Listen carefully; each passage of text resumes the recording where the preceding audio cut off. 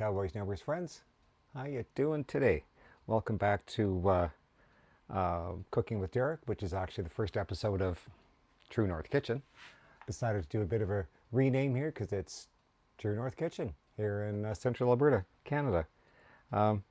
Tonight, I'm going to make some Caesar dressing, something I made every day that my restaurant was open for years. I made a fresh batch every day. And in my head, I've scaled it down. I'm working on memory here. I've scaled it down and it should work. So I'm sharing an experiment. So, number one, wish me luck. Number two, I'm pretty confident it's going to work out. But like I say, I made a lot of this over the years. So I'm going to start off with a mason jar.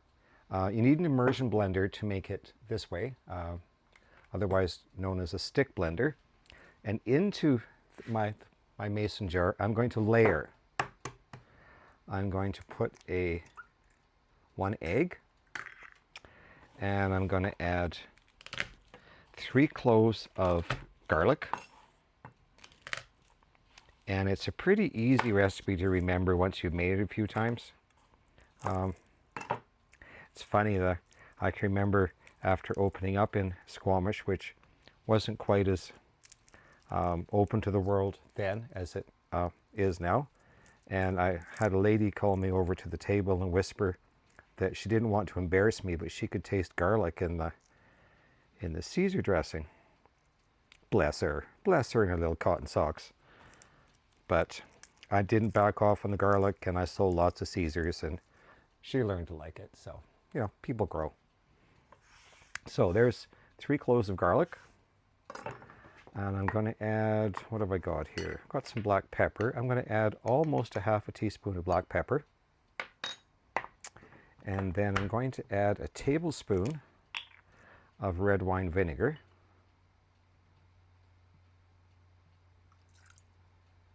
Just a tablespoon. And I've got some anchovy paste. You can use whole anchovies, or you can use anchovy paste, and I'm going to add about a teaspoon of anchovy paste.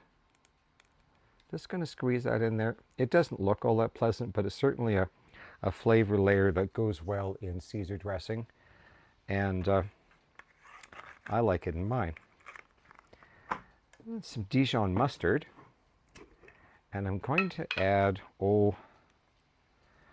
almost a tablespoon of Dijon mustard. Don't mind my fingers, I did wash my hands. There we go. And then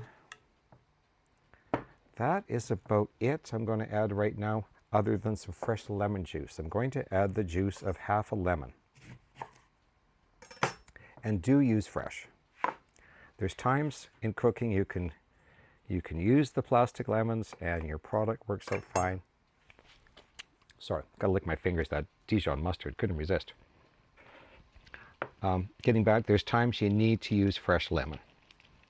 When you're making Caesar dressing, I truly believe you need to use the fresh. So I've layered those ingredients in, and my next ingredient is going to be a cup of olive oil. And I appear to have forgotten my measuring cup, so hang on a sec. Okay, I have a measuring cup. And I'm going to add a cup of olive oil. I like a light tasting olive oil in this, but do use whatever oil tickles your fancy. It's your Caesar dressing. You do what you want. I'm going to add that in. Now it's important, before we start blending, just to let those settle out. And during that time, I'm going to grate up some cheese. I have some Pecorino Romano cheese here, and I think that's going to go. You can use Parmesan cheese. You could use an Asiago. Quite frankly, I don't care. They all taste good in a Caesar dressing. Traditional, perhaps not, but you can't stand on too much tradition all the time. So while those layers are, I'm going to grate about oh, maybe 3/4 of a cup, half a cup, because you can always add more to your salad as you're tossing it or to garnish on top. I'm not making the salad tonight. I'm just showing you how to make a dressing that, quite frankly, should go in the fridge overnight anyway and let the flavors truly develop. And there we go. I've got that created. And as you can see here, they have separated into layers, and that's fairly important. It does mean that your dressing has a better chance of success. And would you look at that? I can't fit this into a mason jar. Well, would you look at that? I'll be right back. That's hilarious. I never thought to check if that, because I often make it in this. It's actually the top to a Ninja blender, or the container to a Ninja blender. But I don't make the dressing in the blender because it doesn't turn out. It works better with the immersion blender. I make it in this, and then I thought tonight, well, for a video, it'll look pretty in a mason jar, and well, that kind of backfired.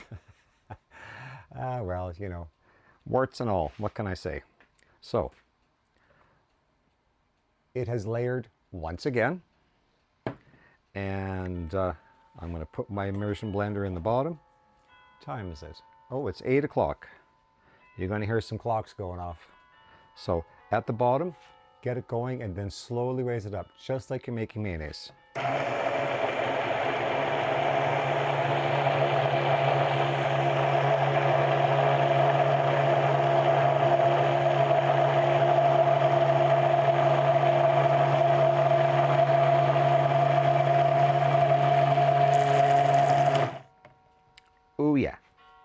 Oh yeah, that's all blended.